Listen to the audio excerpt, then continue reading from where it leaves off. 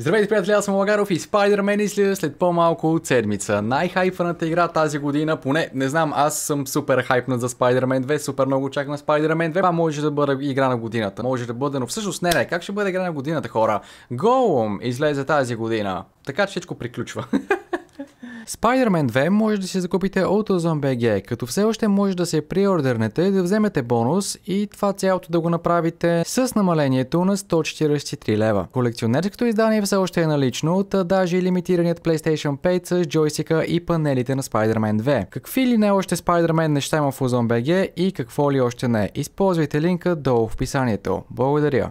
Spider-Man излиза супер скоро. Въпросът е, готови ли сте за Spider-Man? Имам няколко неща, които искам да ви кажа, които според мен трябва да знаете преди да се захванете с Spider-Man 2. Едно от главните нови неща в тази игра е, че ще можете да сменяте от Майлз на Питър. И Майлз и Питър ще имат различни способности, различни сили. Майлз ще продължава с неговата електрическа сила, а Питър по някое време ще се добие с симбиот костюма и нещата ще станат мазни и черни и лепкави.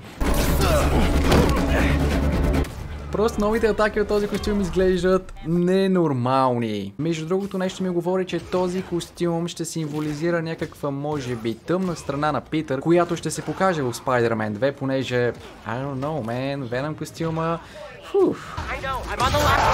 Също нещо ново, което се вижда от трейлерите е, че освен просто да доджваме атаките, вече можем и да ги парираме и да нанесем демидж, ако сме достатъчно бързи. Отделно за други нови механики, на едно от видеята за Spider-Man 2 се вижда как вече ще можем да правим двоен тейкдаун. Може би това ще бъде скил, който ще отключи малко по-напред в играта. Стелта ще бъде на съвсем друго ниво в тази игра. Аз обичам стел.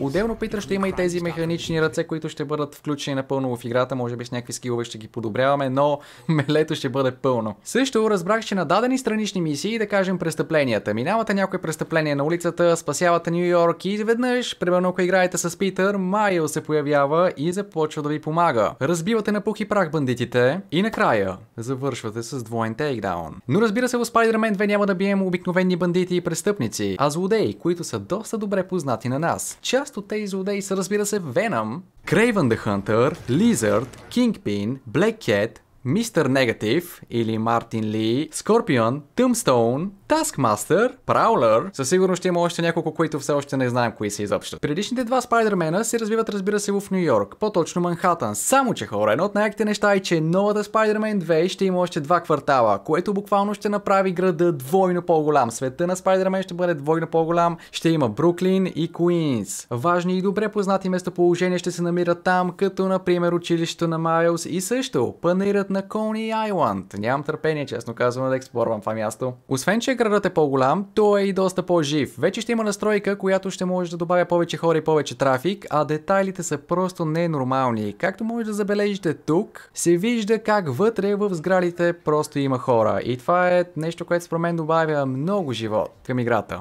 Да, и вижте тази готина механика за изстрелване. Трябва да се изстрелваме, трябва да придобием скоро, все пак градът е двойно по-голям. И придвижването, освен чрез Fast Travel, ще става и чрез тези въздушни тунели, през които просто ще можем да се изстрелваме. И както виждате вече и Питър, и Майлз имат крила, с които могат да летят и да се реят като катерички. Летящи катерички. What? Отделно, когато използваме Fast Travel, тези сценки, в които Майлз и Питър са в метрото и пътуват, ще бъдат заменени винаги с рандом анимации, като на някоя друга добре позната на нас игра, а именно GTA. Със сигурност няма да има сцени като тези с Тревор, но се надявам да бъдат интересни. Отделно нещо друго за Fast Travel е, че когато го използваме, смяната на местоположението ще се сменя буквално почти веднагически, както и смяната от Питър на Майлз, понеже просто играта е много добре оптимизирана, използва пълния потенциал на PlayStation 5. Също от настройките на играта ще можете да включвате и изключвате Fall Damage, което значи, че ако включите Fall Damage и паднете от много високо, ще има Damage. И мисля, че това е готино. Така трябва да бъдете малко по-внимателни, докато се реете между непостъргачите на Ню Йорк. В играта, хора, ще има супер много костюми, които ще можем да отключваме и да избираме, и освен, че ще можем да сменяме костюмите, в тази игра ще можем да избираме цвят или по-скоро варианти на самите костюми. Мисля, че по 4 варианта на костюм. Вече може да си представите колко много костюми ще има в тази игра, нали? Сигурен съм, че няма да можем да ги използваме всички просто за едно превъртане на играта. Имайте в предвид, че 10 костюма са единствено за Deluxe версията на играта и мисля, че няма да има друг начин, по който да ги отключите, освен ако нямате Deluxe версията на играта. Не е потвърдено дали ще могат да се купуват отделно. Като говорих по-рано за потенциала на PlayStation 5, тази игра ще има 4 графични настройки, всяка една от тях ще има включен Ray Tracing. Ще имате 4K на 30, 40 и 60 кадра в секунда и отделно ще можете да играете на 1440p и 120 кадра в секунда. Нека да кажем малко и за историята на играта. Историята на Spider-Man 2 се развива около 18 месеца след историята на Spider-Man PlayStation 4 и 9 месеца след Miles Morales, момента в който да Tinker се появява. Спомняте ли си между другото финалът на Spider-Man PlayStation 4? Норман Осборн е в някаква тайна стаичка и има някакъв субект в аквариум, който е много болен. Това е синът на Осборн, Хари Осборн. Болен от много тежка и страшна болест. От същата болест жената на Норман Осборн е починала и той иска да спаси сина си. Само че нещо ще се обърка. Предполагате ли кой ще бъде Веном между другото или да не ви го спойлям? Ами хора, като цяло правя това клип, защото просто съм преклено хайпнат за тази игра. Мисля, че това видео вече отговаря на всичките ви въпроси. Лагаро, ще има ли поредица на Spider-Man 2? Много ясно, че има поредица на Spider-Man 2. И разбира се, надявам вие да ме придружите в тази поредица. Be greater together. Peace out и ще се видим скоро. Клик, клик, клик. Клик, клик, клик. Първи епизод на Spider-Man.